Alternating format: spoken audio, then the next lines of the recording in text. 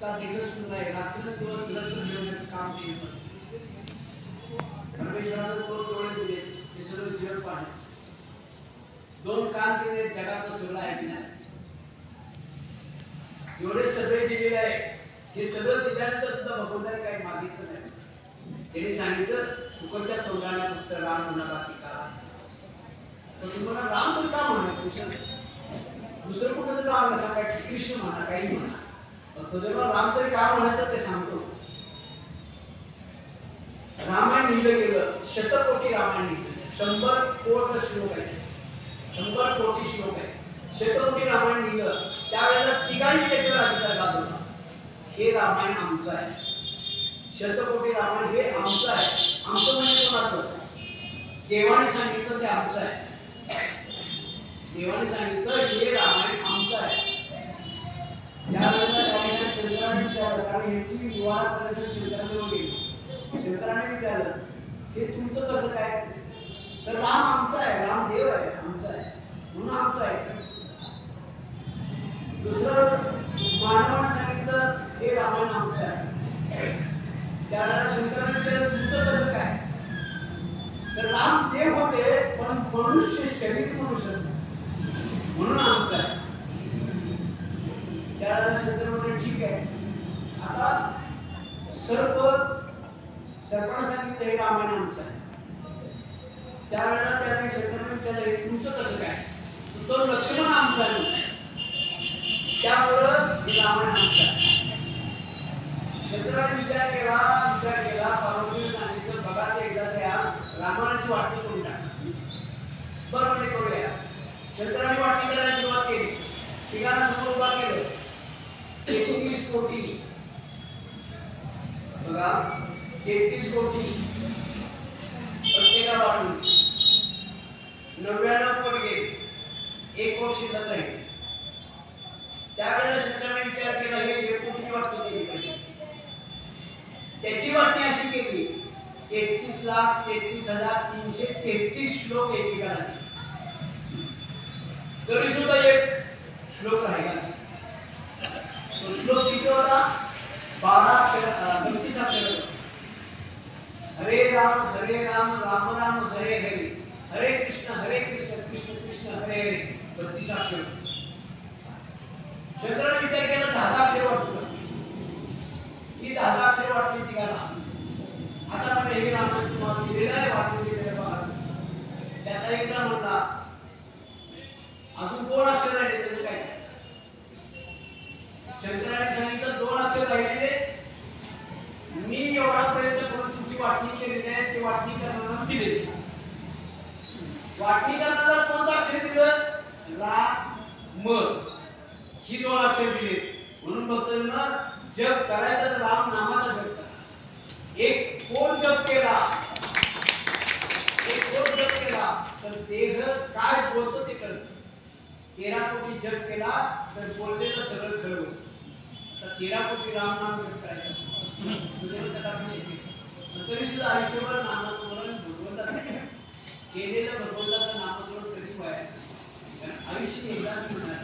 भगवंताने सांगितलं की तुम्हाला एकदा आयुष्य दिलेलं आहे, या आयुष्यामध्ये काय करायचं तुम्ही ठरवायचं.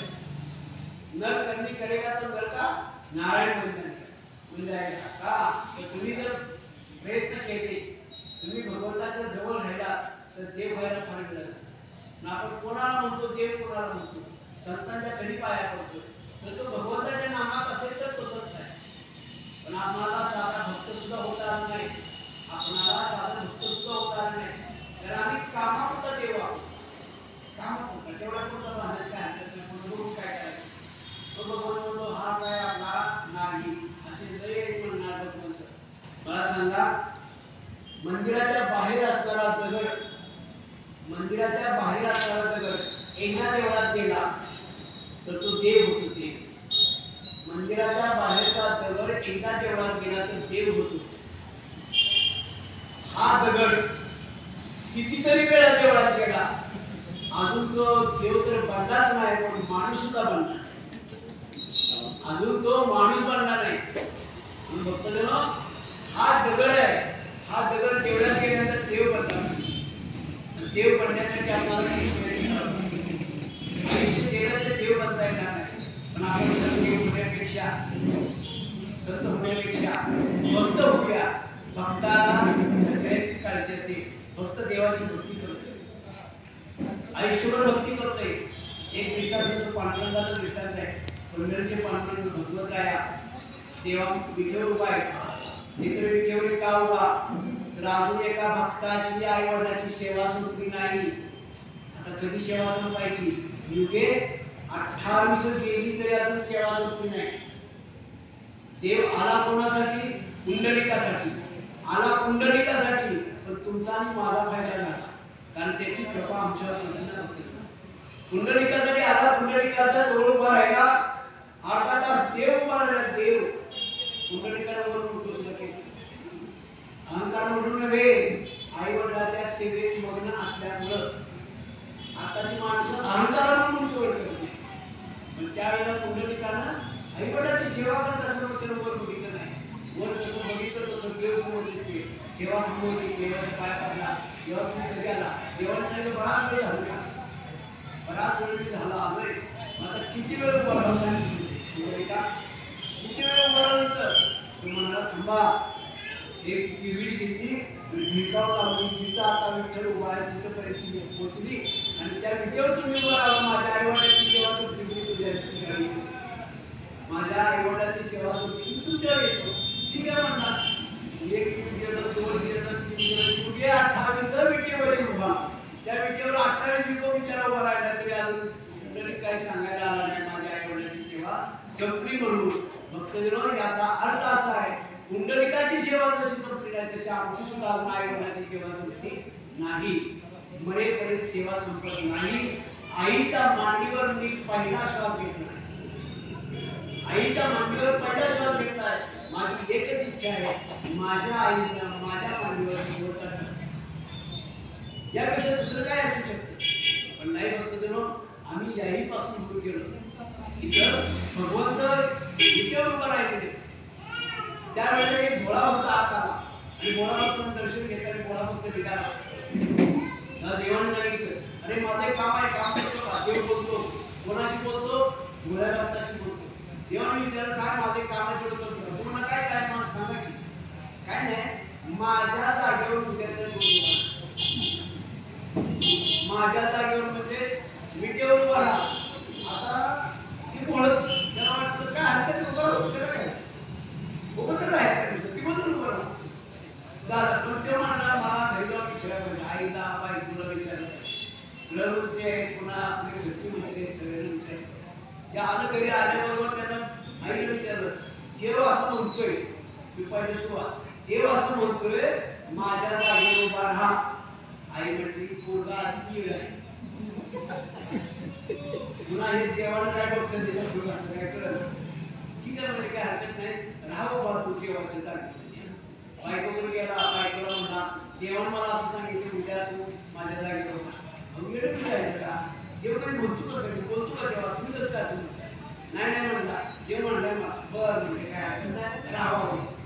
मी रातभर झोपलं नाही, भक्त रातभर झोपला नाही, देव बी रातभर झोपला नाही. ही येते का नाही, येते का नाही त्याला कळलं.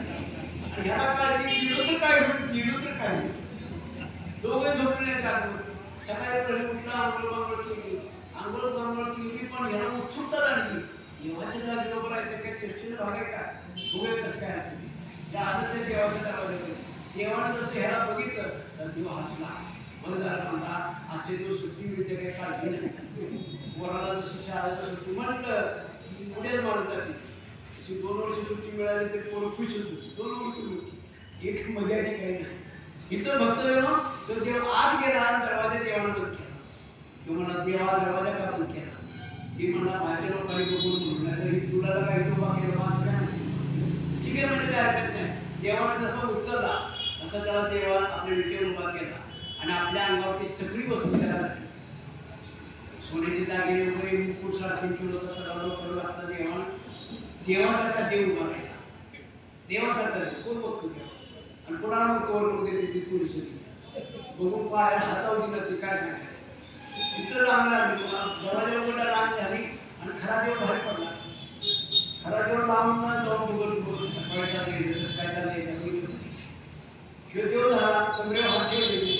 येते माणूस पाया पडते, येते माणूस पाया पडते, पुढे जाते. पुढे जात एक तास झालं, 2 तास झालं, ह्याला चहा प्यायची संधी, चहा प्यायची इच्छा आणि खावा चहा आणि देवाला लय आठी लागते. तुला देव करतोय पण एक आठ आहे, हसायचं नाही, बोलायचं नाही, तोंड खांदायचं नाही, नाक तोडायचं नाही, तोंड मिक्स करायचं नाही, काही करायचं नाही, नुसतं तसं उभं आहे. मी म्हणलं बरेच आठी इथे काय अवघड आहे. 2 तास झाले चहा नाही मिळाला. आता चहा नाही मिळाला तर यांना सांगितलं होतं देवाला तुम्ही बिबट्याचा आल्यानंतर काय म्हणलं 3 तास झाले, 4 तास झाले, 5 तास झाले, चक्कर यायची वेळ आली, 12 वाजता मिळाले. नैवेद्य आला, नैवेद्य नुसता हातात नैवेद्य नुसता असा नैवेद्य आपण काम केलं. कारण रोजच असतं तसं त्याला म्हणलं ही मागलाय त्याला काय म्हणते मी गेलं नैवेद्य म्हणून मागायला गेलं. बरोबर 12 वाजता एक म्हातारी लाईट आणि म्हातारीच्या जवळ एक पुडा होता पेढे, मलाही पेढे होते. पेढ्याचा पुडा त्याच्या हातात, म्हातारीने पेढ्याचा पुडा मुलाच खाला. तेव्हा जसं पेढं बघितलं आपल्या नावाचं एक खायच मात्र जेवणारच की.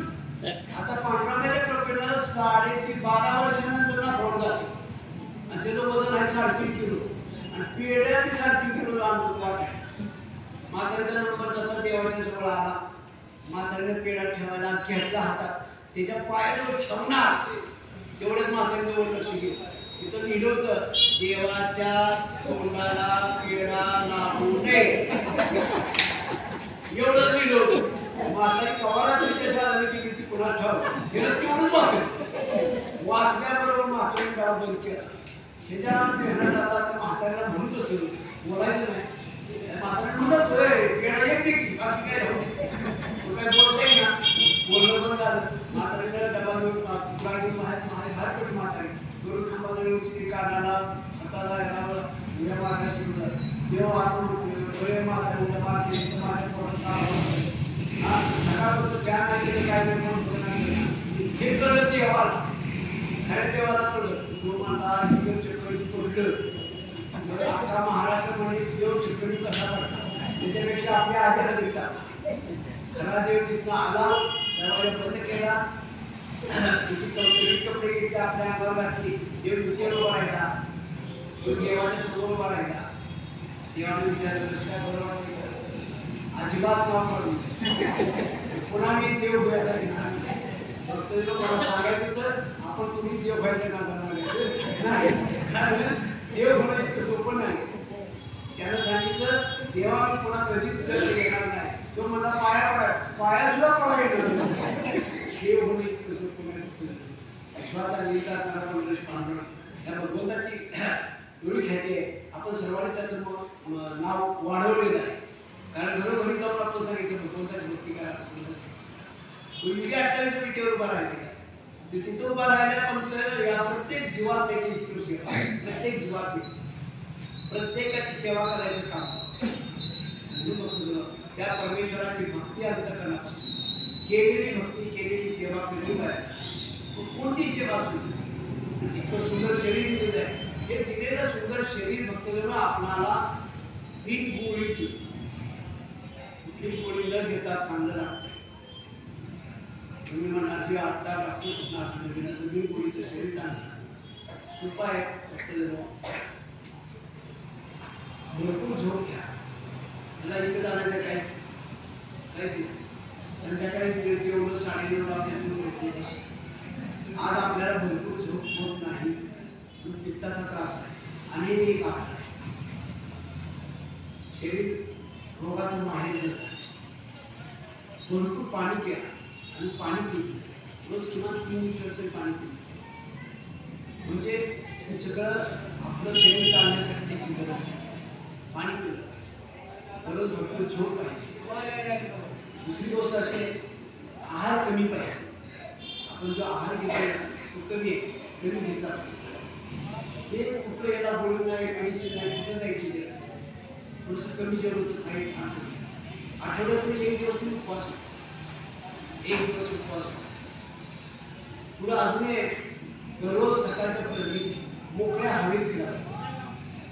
शरीर चांगलं राहण्याचं काम आणि ते आपल्यासाठी स्वतःसाठी करायचं. आयुष्य आहे तेवढं जगणार आहे, आयुष्य आहे तेवढं जगणार आहे, पण ते तरी आनंदाने जगूया.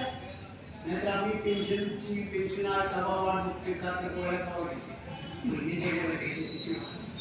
ते काय घ्यायला लागू नये म्हणून फक्त तिची वाढ होती. इतकं सुंदर शरीर, आहार कमी घेऊया, दररोज व्यायाम करूया, योगासन करूया. आपणाला जेवढं जमेल तेवढंच करूया, त्याच्यापेक्षा जास्त नाही करायचं. आपल्याकडचे विचार चांगले असू द्या, सगळे विचार असावे, एकमेकाशी प्रेमानं वागा, आनंदानं. आपले मित्र बरोबर असू द्या, मित्रांच्या सहवासात राहा, एकमेकाच्या सुखात एकमेकाच्या दुःखात सहभाग. आपण सुखात सहभाग, सुखात सहभाग. 90 वर्षाचा भाऊ आजारी असेल तर तुम्ही बघायला कळल्यानंतर त्याच्या मातीला नाही बघतो, आपणाला त्याची सेवा नाही करता हरकत नाही. पण जे अंतरावर पडून आहे तिथं जा आणि दादा बरं आहे का कोणतरी विचार, त्याला बरं वाटतं मला कोणतरी विचारणार आहे. दुःखिताचं अंतकरण जाणता हे दुःखिताचं अंतकरण जाणण्याचं गोय आहे. आपण शरीरासाठी जास्त वेळ दिला पाहिजे. म्हटलं झोप आली की झोपलं पाहिजे. नैसर्गिक क्रिया कोणत्याही थांबवायच्या नाही, नैसर्गिक क्रिया कोणत्याही थांबवायच्या कोणती क्रिया थांबवायची त्या पद्धतीने आपण तयार राहायचं आणि मग सर्वांशी आनंदाने एकमेकाशी राहणं. इथे सुख कोणतं नाही, फार मोठं सुख आहे. कोणत्याही प्रकारची कोणी न घेता जीवन चांगलं जगता येतं, चांगलं जगता येतं. आयुष्यात अशी काही माणसं आहेत 90 वर्ष जगत आहेत, 90 वर्षामध्ये एक गोळी केली न घेतली. त्यांचा आहारच असं वय झालं 70-80 वर्षाचं वय झालं, फार माफक आपणाला समज आहे. पाणी प्रमाणात द्यावं लागेल, बोलणं कमी असलं पाहिजे, आहार कमी असला पाहिजे. त्या सगळ्या गोष्टी कमी होत जातात. कारण शरीर कधी जात नाही, ते कधी धोकादायक काय सगळं लोकांनी जीवन आहे तोपर्यंत आनंदाला राहण्याचा अधिक देहाचा अहंकार बाजूला ठेवून त्याची भक्ती करूया आणि मला त्या आयुष्याची सेवा करूया. कारण आम्ही अहंकार बाजूला ठेवल्यामुळं नाही पुन्हा एकदा ओढी केल्याशिवाय आणि नवल अहंकाराची गोटी यासारखी बघायचा या अहंमाच्या चित्तामध्ये येऊया. 2023 सालची ओढी घेतली होती.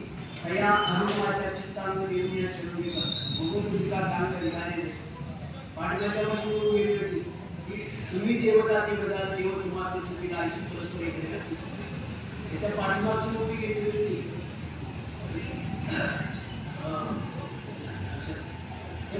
अशा पद्धतीने अहंकार सोडूया, अहंकार सोडला की आपल्याला जीवन सुखाने करता येईल. माऊली जोडी घेतली नवल अहंकाराची जोडी विशेष न लगे अज्ञानापासून सज्ञानाचे जोडी कडची नाना संकटे आपल्यासमोर अनेक संकट उभं राहतील. कधी अहंकार युक्त राहिलो तर फक्त अहंकार बाजूला ठेवून राहूया. आता सोबत जाता माऊलींची 18 नावं आहेत. ही नावं तुम्हाला माहीत व्हावी म्हणून मी तेवढी सांगतोय. सेवेला विराम देतो. प्रत्येक नाव आहे पहा. माऊली महावैष्णव, वैष्णवामध्ये मोठे म्हणून माऊली महावैष्णव. संत सम्राट, सर्व संतांमध्ये सर्वश्रेष्ठ असतात. योग्यांची माऊली, जेवढे योगी पुरुष होते त्या योग्यांची ती आई आहे संत ज्ञानेश्वर. समाधीचे राजे, आता आपण ज्यांनी समाधी घेतली त्या समाधीमध्ये सर्वश्रेष्ठ समाधीची होती ज्ञानोबांची आहे. ज्ञानोबाच्या ज्यावेळेला समाधीला चालायचे त्यावेळेला एक हात उंचनाने करत एक हात नामदेवाने आणि दोघांनी हात जोडून ते खाली चालले. त्या ठिकाणी त्या चिमुकल्याला त्यांना बसवलं आणि त्या ठिकाणी देवाच्या डोळ्यातून पाणी, भगवंताच्या डोळ्यातून पाणी. ज्ञानाचा सागर, एवढा मोठा ज्ञानाचा सागर आहे. माणसं ज्ञानेश्वरी जाळ हुशारी नव्हती, हुशारी नव्हती. मी म्हणलं त्याचं ज्ञान तुमच्याकडे आठवता आला फक्त जर त्याला वाचवलं आहे तर ज्ञानाचा सागर आहे. एवढं अफाट ज्ञान द्या ज्ञानेश्वरी, एकतरी मोठी अनुभव आहे. ज्ञानाचा सागर, ज्ञानाचा ईश्वर, या सगळ्या ज्ञानाचा तो देव आहे, ईश्वर आहे. ज्ञानाचा ईश्वर, कैवल्याचा मूर्तिमंत पुतळा, कैवल्याचा मूर्तिमंत पुतळा बघितला आहे. एवढं ज्ञान आहे त्यांच्याकडे, अफाट ज्ञान आहे. कुठल्याही वर्गात गेले नाही तर ज्ञानाचा ईश्वर, कैवल्याचा मूर्तिमंत पुतळा, ज्ञानीचा राजा, जे जगामध्ये ज्ञानी लोक आहेत त्यांचा राजा आहे ज्ञानेश्वर. भक्तीचा पाया सर्व लोकांची जे भक्ती करतात त्या भक्तीचा तो पाया माऊली ज्ञानाचा आहे. वैराग्याचा कळस किती मोठं वैराग्य असतं माऊलींच्याकडून शिकावं. किती मोठं वैराग्य तर माऊलींच्याकडे शिकावं. तुकोबरायांच्याकडून शिकावं. तुकोबरायांच्या घरामध्ये चुलीत गवत उगवत होतं. चुलीत गवत उगवले काय प्रकार आहे. चुलीत गवत उगवत होतं अशी स्थिती होती. वैराग्याचा कळस वारकऱ्यांचा मायबाप या जगामध्ये जेवढे सगळे वारकरी आहेत त्या वारकऱ्यांचा माऊली ज्ञानोबा आई आहे. आई पुरुषाला स्त्रीत्व म्हणजे स्त्रीचं नाव दिलं गेले कोणाला फक्त ज्ञान. माझी ज्ञानाई माऊली माझी माऊली वारकऱ्यांचा मायबाप अवघ्या जगाची माऊली. ज्यांचे अंतःकरण मातृत्वाने भरलेले ज्यांच्याकडे उदाहरण आहे ज्यांच्याकडे लीनता आहे त्यांना माऊली म्हणतात. ती माऊली ज्ञानाई माऊली कैवल्य सम्राट चक्रवर्ती संत श्रेष्ठ कैवल्य एकनिधी सद्गुरू ज्ञानेश्वर माऊली सगळ्या विश्वाची माऊली या सगळ्या जगाची आहे. 18 पद आहेत आणि ही त्याला माऊलींना दिली. खरोखर या ठिकाणी चालू वर्षाच्या या पारणामध्ये घेतलेली बोलून नवल अहंकाराची गोष्टी विशेष सुंदर मध्ये अज्ञानी माणसाला अहंकार नसतो. कोणा सांगतो ज्ञानी माणसाला अहंकार आहे कारण त्याचं ज्ञान आहे ना. त्या ज्ञानाच्या बळावर काही बोलतो. सज्ञानाचे झोंबी कंठे जो ज्ञानी आहे त्याच्या कंठाला ते झुंबत असते म्हणजे त्याचं नरड तो ज्या अहंकाराला भरलेला असतो. नाना संकटे नाचली माऊली तिथं काय करतात त्याच्यासमोर अनेक संकट नाचवत असतात. अनेक संकट सगळ्यांना त्याचा अहंकार भगवंताने जगणं जाता सांगतो. संध्याकाळी आपण जाऊन निवांत झोप नाही त्या आमच्या सीमेवर लढणाऱ्या जवान झोप नाही त्या सीमेवर लढणाऱ्या जवानांना त्यांच्यासाठी आणि काळ्या आईमध्ये रात्रंदिवस खपतो आणि खपून तो आपल्याला अन्न खवळतो. त्या अन्नदात्याला त्याला आणि ती सेवा माऊलीच्या